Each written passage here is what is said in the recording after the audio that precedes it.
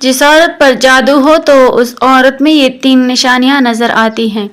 Number 1، شدید حیض کا آنا اور کئی دن تک رہنا۔ بسم اللہ الرحمن الرحیم۔ شیطان انسان کو جن راہوں سے گمراہی کی طرف لے جاتا ہے ان میں جادو ایک ایسا ذریعہ عمل ہے جسے خالصتاً شیطانی عمل قرار دیا گیا ہے۔ جادو کے لیے عربی زبان میں سحر کی اصطلاح استعمال کی جاتی ہے۔ قرآن و سنت میں سحر یعنی جادو ایسے عمل کو کہا جاتا ہے جس میں شیاطین کو خوش کر کے ان کی مدد حاصل کی جاتی ہو۔ پھر شیاطین کو راضی کرنے کی مختلف صورتیں ہیں۔ کبھی اسے ایسے منتر اختیار کیے جاتے ہیں جن میں کفر و شرک کے کلمات ہوں اور شیاطین کی مدد طلب کی گئی ہو جس سے شیطان خوش ہوتا ہے۔ کبھی ایسے اعمال اختیار کیے جاتے ہیں جو شیطان کو پسند ہیں، مثلاً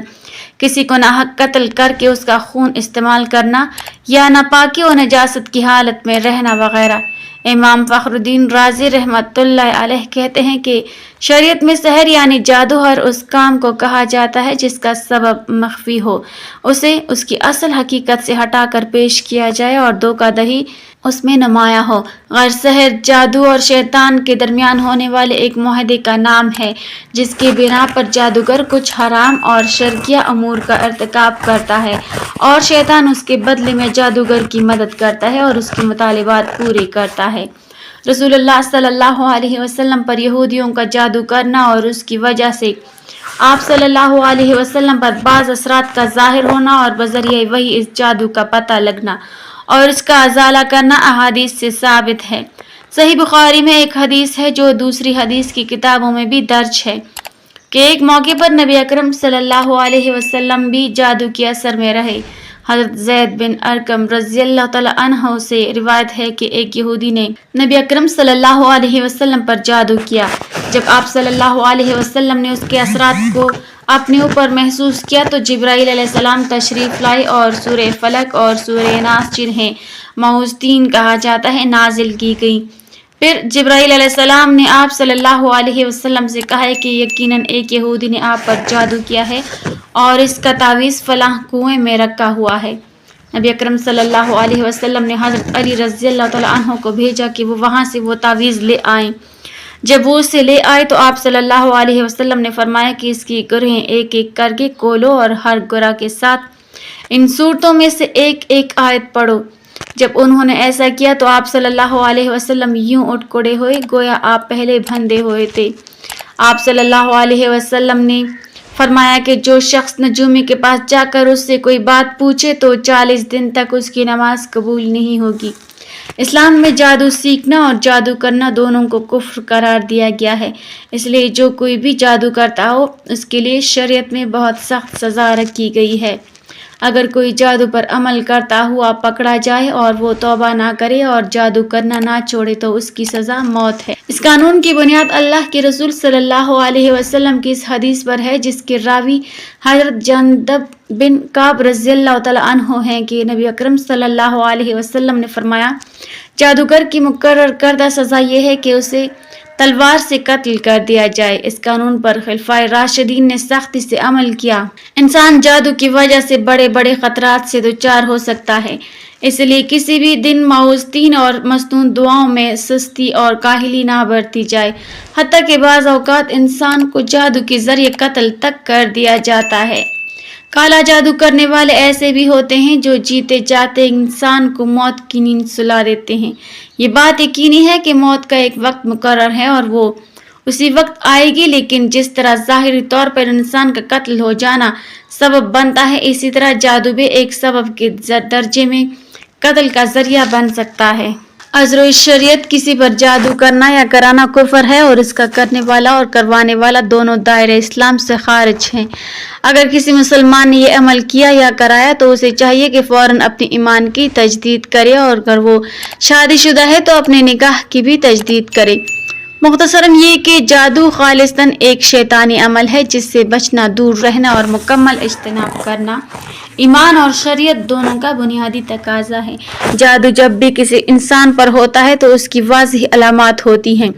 بہت کم ہی ایسا ہوتا ہے کہ کسی پر جادو ہو اور اس میں کوئی علامت بھی نہ پائی جائے۔ یاد رہے کہ یہ علامات بکثرت بار بار ظاہر ہوتی ہیں۔ جادو کی علامات ہر مرحلے میں مختلف ہوتی ہیں۔ نیند میں جادو کی علامات میں سے چند ایک یہ ہیں۔ نمبر 1 ہوا میں اڑنا، نمبر 2 سمندر پہاڑ دیکھنا، نمبر 3 درندے جیسے شیر، کتا، جنگلی جانور، سانپ، بچھو، چپکلی، بلی، قربانی کے جانور اور بڑا گوشت دیکھنا، بندر، بیل، اونٹ، خنزیر وغیرہ کو دیکھنا، نمبر 4 نیند میں رونا، چیخنا یا ہنسنا، آوازیں دینا، جھٹکے لگنا جیسے کسی نے پکڑ کر ہلایا ہو، کسی کو اپنا پیچھا کرتے ہوئے دیکھنا اور خوفزدہ ہو کر بھاگنا، نمبر 5 برہنہ مناظر دیکھنا یا کسی کو جنسی زیادتی کرتے محسوس کرنا، ڈراؤنی شکلیں دیکھنا، خود کو بلند جگہ سے گرتا دیکھنا، نیند کا کچا ہونا، رات کو نیند کا نہ آنا، نیند میں سختی کے ساتھ ہونٹ چبانا، انسانی غلاظت دیکھنا، نمبر 6 قبریں، مردے دیکھنا، کنڈرات میں خود کو دیکھنا، ویران جگہوں پر دیکھنا، اونچے لمبے یا چھوٹے قد کے سیاہ سائے دیکھنا، جاگنے کے بعد خواب بھول جانا، نمبر 7 سوتے میں دیکھنا کہ اسے کوئی چیز کھلائی جا رہی ہے اور جاگنے کے بعد ہی محسوس کرنا کہ کچھ کھایا ہے، نمبر 8 عیسائیوں کے گرجے، صلیب کے نشان اور پادری وغیرہ یعنی کسی مخصوص دین کے شعار دیکھنا۔ جاگتے ہوئے جادو کی علامات یہ ہیں۔ نمبر 1 جاگنے کے بعد جسم کا درد کرنا، بہت تھکاوٹ محسوس کرنا، نمبر 2 طبیعت میں چڑچڑاپن اور تنہائی پسند ہو جانا، نمبر 3 چھوٹی چھوٹی باتوں پر شدید غصہ آنا اور اگر غلطی اپنی بھی ہو تب بھی اقرار نہ کرنا، نمبر 4 رشتہ داروں، گھر والوں اور دوست احباب سے بلا وجہ اچانک بڑے بڑے جھگڑے پیدا ہو جانا، بہت زیادہ شکوک پیدا ہو جانا، ازدواجی معاملات بگڑ جانا، نمبر 5 ہر وقت یہ محسوس ہونا کہ کوئی دیکھ رہا ہے، کوئی میرے ساتھ ہے، انجانا سا خوف کہ گھر سے نکلا تو مر جاؤں گا، موت کے وسوسے آنا کہ آج مر جاؤں گا، نمبر 6 بہت زیادہ بے چینی، شدید غصہ اور اٹھ کر بھاگ جانے کو دل کرنا، نمبر 7 دم کے دوران شدید نیند کا آنا، نمبر 8 عموماً پیٹ اور چہرے کا پھولا ہوا محسوس ہونا، نمبر 9 بازو، ٹانگ وغیرہ کا سختی سے اکڑنا، کندھے اور سر میں شدید بوجھ محسوس کرنا، نمبر 10 معدے میں درد محسوس کرنا جیسے کوئی چیز گیند کی شکل میں گھوم رہی ہو، نمبر 11 غیر ارادی طور پر تیزی سے حرکات کرنا، جسم کا گرم ہونا، نمبر 12 دم کے بعد یوں لگنا کہ کسی نے سارے جسم کی ڈنڈی سے پٹائی کی ہو یا اپنے آپ کو ہلکا پھلکا اور خوشگوار محسوس نہ کرنا، بے چین رہنا، نمبر 13 ایسا محسوس ہونا کہ کوئی آوازیں دے رہا ہے، نمبر 14 جسم میں کٹ لگنا، خون کی چینٹیں گرنا، جسم پر بال نظر آنا، بالوں یا کپڑوں کا کٹنا، آنکھوں کے سامنے دھاگے، بال، سانپ وغیرہ نظر آنا، نمبر 15 بہت سخت بدبو کا محسوس ہونا، منہ یا جسم سے پیٹ میں بہت زیادہ گیس کا ہونا، نمبر 16 کاروبار کا اچانک بند ہو جانا، نمبر 17 بعض لوگوں کے چہرے برے نظر آنا، انہیں دیکھتے ہی نفرت کے جذبات پیدا ہونا یا کسی ایک شخص کی نہ چاہتے ہوئے بھی بے دام غلامی کرنا، نمبر 18 رشتوں کا آنا لیکن بلا سبب بات کا ٹوٹ جانا، نمبر 19 ایام میں بے ترتیبی ہونا، نمبر 20 ایسا محسوس ہونا کہ کسی نے سوئی چبوئی ہے، اس کی تکلیف محسوس کرنا یا یوں لگنا جیسے کوئی ٹنڈی باریک نوکیلی چیز داخل کی گئی ہو، اگر مریض جسمانی طور پر بیمار ہو اور ڈاکٹر اس کی بیماری کے بارے میں حتمی رائے نہ دے رہے ہوں،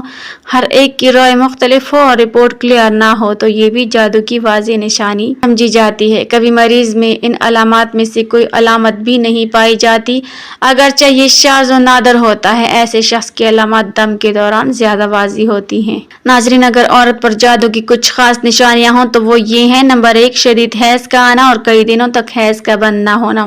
نمبر 2 جسم میں چیونٹیاں چلتی محسوس ہونا، نمبر 3 شدت سے رونے یا کہکہے لگانے کو دل کرنا، نمبر 4 بہت زیادہ بے چینی، شدید غصہ اور اٹھ کر بھاگ جانے کو دل کرنا، اگر آپ میں ان میں سے کوئی بھی علامت پائی جائے تو آپ ہر وقت ظاہری اور باطنی طہارت کا خیال رکھیں، قرآن مجید کی تلاوت، مسنون اذکار اور دعاؤں کا اہتمام کریں، خصوصاً آیت الکرسی، سورہ فلق اور سورہ ناس صبح و شام کم از کم 3 مرتبہ پڑھنے کا معمول بنائیں۔ دن بھر کثرت سے پڑھیں تو یہ مزید بہتر ہوگا۔